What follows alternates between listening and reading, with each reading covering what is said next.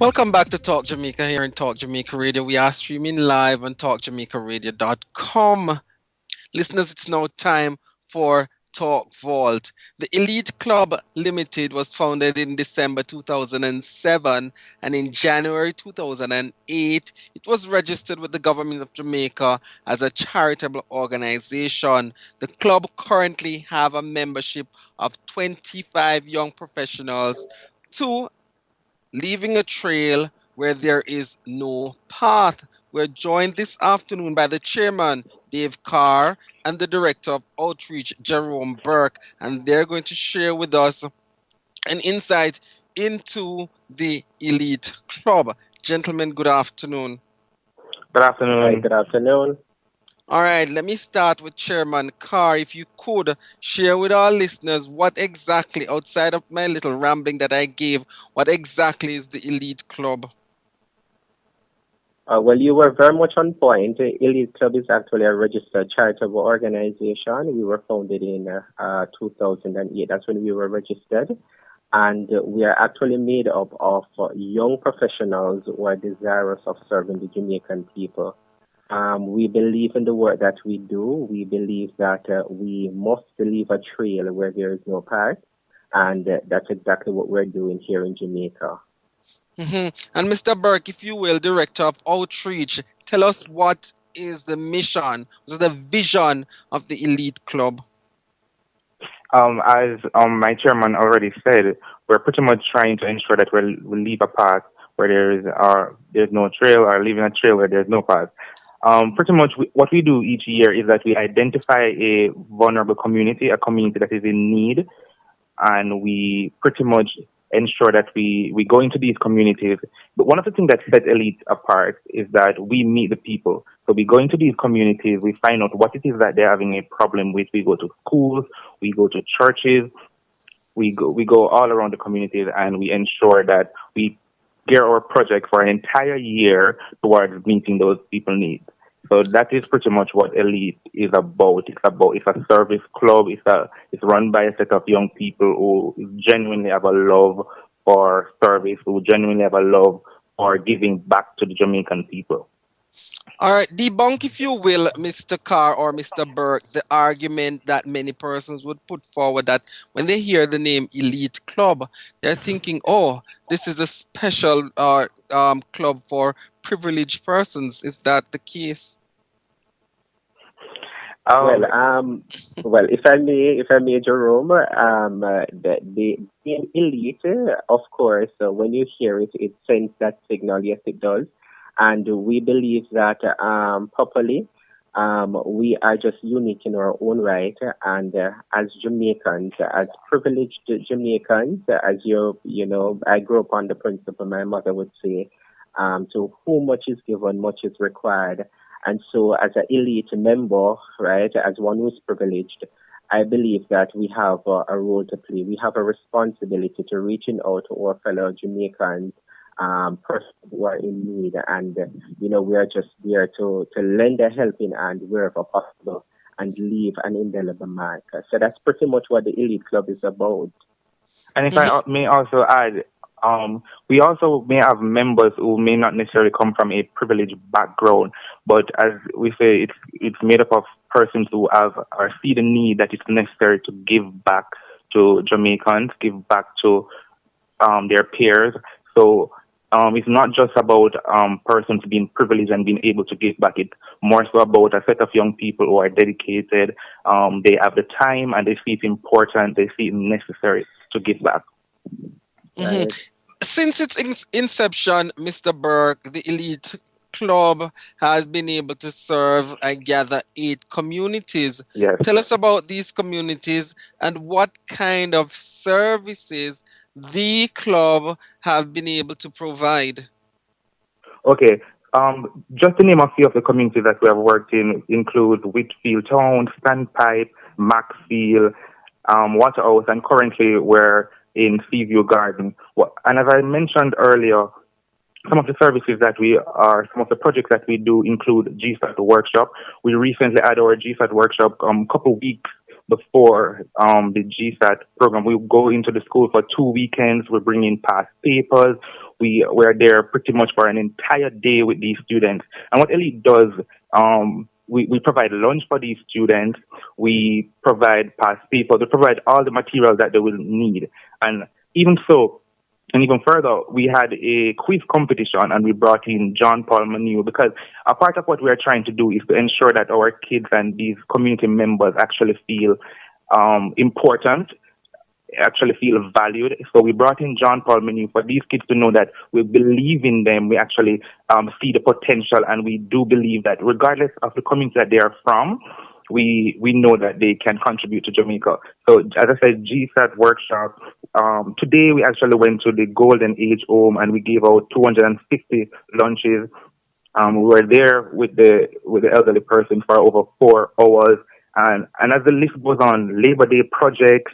We go to churches, Mother's Day church service. We do beach cleanup, and the list goes on. For an entire year, we're in these communities doing back to school treat and Christmas treat. I hear you, Mr. Burke, speak about the project that you guys embarked on earlier. How do you go about selecting the community that you want to outreach to? It's pretty much random. What our great founder Sheldon Millington, what he does each year is that he asks the members to think of a community that they think we could best serve for the particular year, and based on a vote, when these communities are mentioned, we just select one, and from selecting one, we start working. hmm Tell us, Chairman Carr, if you will, um, the kind of support from corporate government, corporate entities that you get, if any, and whether or not there is scope for additional help. Okay. Well, thank you very much for that question. Corporate has been very kind to us, and we are personally indebted to a few, of our sponsors who have been with us from inception. One of whom I must, it would be remiss of me if it is that I don't make mention of Grace Kennedy. They have been extremely generous to us, so much so that at this point they have allowed us to actually be able to actually have our meetings at their place, their place of employment. Now, where as it regards to additional sponsorship, of course, there are a myriad of other things that we would love to take on. And because of limited resources, we're unable to actually take on or take it on in the magnitude we would love. So we continue to appeal, we continue to seek sponsorship. And if there is anyone out there listening who is interested in, leaving the markers that we intend on leaving on the lives of needy Jamaicans, we invite you to contact us and let us see how best we can partner to make this a reality. hmm And Mr. Burke, you are the outreach director, and I want to put this to you because in a society where our young people could otherwise find themselves engaged in other things than Hmm. volunteering, how do you manage, yes, to draw these young people into the Elite Club and to ensure, yes, that they stay there and give up their service? I must say that I really do believe that you have many Jamaicans, many young people who actually have a genuine love for service. And one of the ways Elite has been able to keep its members, even though our mandate is to go out and serve communities, is that we also care about our members. So we actually find ways to ensure that the members of Elite are engaged, the members of Elite feel loved, the members of Elite feel wanted. Because while it's good and great that we're going out and giving back, you need to ensure that the persons who are giving actually feel love and feel that they're a part of something. hmm You have a very challenging task, Mr. Chairman Carr, and that is to ensure that these young people who are coming to you with the different personalities, with the different background, how do you then bridge the gap? Yes, how do you then ensure that all views contend? Well, as Jerome said, part of what we do is that we cater to our members. And because we extend our love first and foremost to our members and we allow them to feel motivated, we participate in various activities and stuff, right? We have been able to, build a bond like none other. So much so that if it is that we're having challenges, we would be able to work it out between each other. So that's pretty much, my job as chairman is it's an extraordinary one, but with the members that we have in the club, it is made a little easier because of the bond that we share. And let me ask you this, Mr. Burke, because the notion that okay, you go out there and you provide outreach for persons in different communities. How Mm-hmm. do you then deal with the issue of the Parson Christine picnic force? I have to ensure that our members are indeed focused, our members are indeed satisfied, whether spiritually or they have a positive outlook on life. Okay. I think our members actually, as Dave mentioned before, persons may have different personalities and different viewpoints. But because of what elite mandate is, because of what elite objective is, persons oftentimes naturally fall in line and see that we're all about positivity, we're all about encouragement, we're all about upliftment, and because of that background, because of that foundation, our members oftentimes naturally um, feel okay.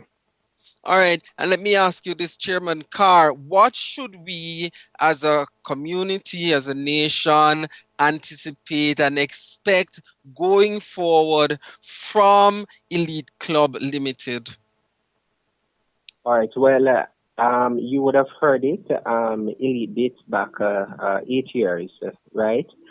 Pretty much where we're at now, we wanted to be able to actually reach more persons in our community. We want to be able to extend our service to more Jamaicans. And so for Elite, it's about being more visible, right? And we are trying to do this, and let me just say a very big thank you in a very extraordinary way. We're thankful for the platform that we're able to, just share what we do, right? Because a lot of persons, I'm sure, before today's date, they may not have known about the Elite Club, and so we want to be able to get our names out there so that when we send the corporate a letter, seeking some sort of assistance, they know exactly what we're about, and we are, just so willing and enthused to come on board. So that's pretty much what we're focused on, just being able to touch more lives.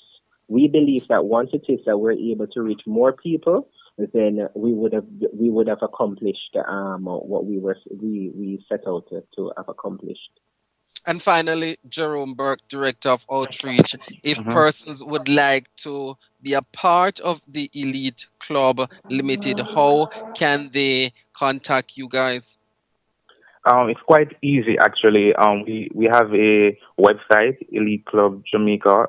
Also, we can be reached on Facebook or through Instagram. Just send us a message. We'd always respond.